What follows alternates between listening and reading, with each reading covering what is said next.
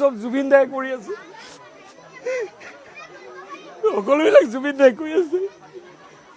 শ্মশানৰ কাষত এইখন আছিলে, ইয়ালৈ মানুহ দুৰ্গন্ধ নাই।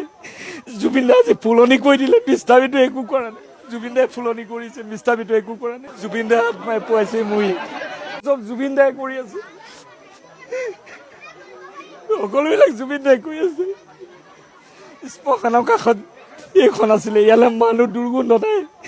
জুবিন দাই আজি ফুলনি কৰি দিলে, বিস্তাপিতো একো কৰা নাই। জুবিন দাই ফুলনি কৰিছে, বিস্তাপিতো একো কৰা নাই। জুবিন দাই আত্মাই পোৱাইছে মুহি, মই একো গম নাপাওঁ কেনেকৈ এইটো জেগা পালোহি, কেনেকৈ ইমান প্ৰতিকূল বতৰ নিছে, এখন গাঁও হৈ গ'ল। একমাত্ৰ জুবিন দাই আত্মাই যেন প্ৰতিটো পোৱা যে অনুভৱ হৈছে। জুবিন দাই আজি নথকাৰ পিছতো মোৰ লগত আছে। মই বিশ্বাস নকৰিব, মই যিদিনাখন ঘৰৰ পৰা ওলাইছিলোঁ সেইদিনাখন মই যোৰহাট ৰৰৈত এখন ঘৰ বনাবলৈ আহিছিলোঁ। ফোন কৰিছে, ঠিকে আছে ঘৰ, কিন্তু আহি পাইছোঁ ৰাতিপুৱা 8টা বজাত, গোটেই ঘৰখন বানপানী হৈ আছে। তাৰপিছত মই ডাইৰেক্ট আহিলোঁ জাজি লেফেৰা গাঁৱত, তাত এগৰাকী মানুহ সহায় কৰিবলৈ আহিলোঁ। তাৰপিছত তাৰপৰা টিংপাত কিনিবলৈ আহি পেলাই আমগুৰি পালোঁ। আমগুৰিত এটা বেটেৰী ৰিক্সা চলোৱা ল'ৰা, তাৰ নাম শুভজিত বুলি কয়, মোক যেতিয়া লগ পাই পেলাই সি মোৰ লগত লগালগ ঘূৰি দিলে, টিংপাত কিনিলে। টিংপাত কিনোতে সি মোক এই গাঁওখনৰ কথা ক'লে। আপোনালোকে কমিউনিকেশ্যনটো চাওক, কেনেদৰে আনি এই গাঁওখন পাই। যেতিয়া আহিছোঁ বান বিধ্বস্ত এটা অঞ্চল, তেতিয়া কোনো ধৰণৰ ইয়াত ভিডিঅ' ভাইৰেল হোৱা নাছিলে, একোৱেই হোৱা নাছিলে। মানুহখিনি তথাপিতো তম্বু তলত আছিলে, এনেকুৱা দুখ লাগিছিলে। প্ৰেগনেণ্ট মহিলা কিবা কিবি মুখৰ পৰা অট'মেটিক ওলাই গ'ল যে 5 দিনৰ থকাকৈ বনাই দিম। কেনেকৈ ওলাই গ'ল মই তাকো নাজানো। তাৰপিছতে চিন্তা কৰিছোঁ কেনেকৈ বনাম। হাতত কেইটামান মূলধন লৈ আহিছিলোঁ যে মই বনাম। আকৌ ঘৰলৈ গুচি গ'লোঁ পইচা আনিবলৈ। যেনে হ'লেও 3-4 লাখ টকা লাগিব ইয়াত, মোৰ মতে গুচি গ'লোঁ। তাৰপিছত সেইদিনাখন দিয়া ভিডিঅ'টো ইমানেই ভাইৰেল হৈ গ'ল, সেই 3-4 লাখ টকা মোৰ তেনেকৈ থাকি গ'ল। মানুহে কিমান বস্তু দিলে, টিংপাত দিলে, বিচনা, চব এভৰিথিং দি দিলে।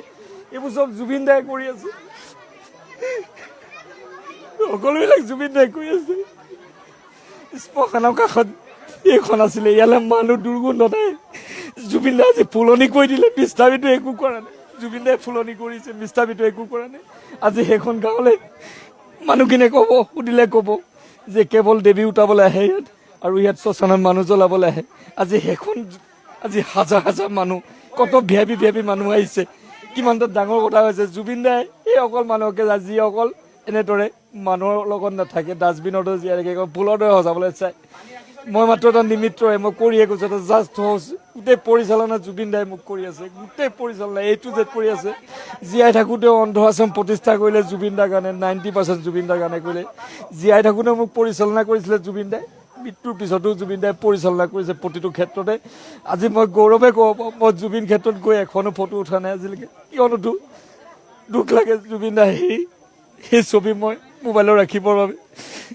জুবিন দাই যেতিয়া সেই গীতত দাগ কৰিছে, মই গুৱাহাটীত সেই ভিডিঅ' চাব, তাত মই শপত খাই আহিছিলোঁ যে মই জুবিন দা, মই আগতে যিমান কাম কৰিছিলোঁ মানুহৰ বাবে, আপোনাৰ এই নজলা চিতাত মই আজি এই বেদী বনাইছে, তাত মই শপত খাই আহিছোঁ আপোনাক অলপ দেৰি পিছত ইয়াত দাহ কৰিব, যে ইয়াতকৈ বেছি কাম কৰি, ইমানেই কাম কৰি এদিন জুবিন দা সদায় জয়ী হৈ থাকিব। আপোনাৰ আত্মা সদায় অমৰ হৈ থাকিব। জুবিন দাৰ আত্মা সদায় অমৰ, কিন্তু জুবিন দা যাতে সদায় জয়ী হৈ থাকে, সেইবাবে কাম কৰি আছিলোঁ। আজি জুবিন দাৰ আত্মাই প্ৰতিটো মুহূৰ্ততে মোক লগ দিছে। সেইদিনা যোৰাবাট মই বৰপেটাৰ পৰা আহিছোঁ, ইয়াত পাবহি লাগে যে টাইমত।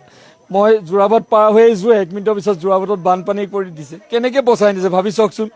উগ্ৰ বৰষুণ দি থকা ঠাইত মই যেতিয়াৰ পৰা ঘৰ বনাইছোঁ, বৰষুণ নিদিয়া হৈ গ'ল। ইয়াত মানুহ সুধিব, জাজি নদীয়ে গোটেই যোৰহাটী অকত সোমাইছে, কিন্তু এইটো জেগাত অকণো এফেক্ট নকৰা হৈ গ'ল। মোৰ বিশ্বাস আছে জুবিন দাৰ নগৰ নামেৰে পৰিচিত কৰিছোঁ, আৰু এই নগৰে জুবিন দাৰ আত্মাই পুনৰবাৰ এই ঘৰ কেতিয়াও নাভাঙে। যি 17-18টা ঘৰ ভাঙিলোঁ, কেতিয়াও নাভাঙে। আপোনালোকে চাই থাকিব, জুবিন দাৰ আত্মা সদায় আছে, সদায় থাকিব মহান আত্মা। ধন্যবাদ আপোনালোকক। মিষ্টাৰ বিটুৰ প্ৰতিটো প্ৰজেক্ট জুবিন নগৰ নামেৰে নামাংকিত হ'ব নেকি?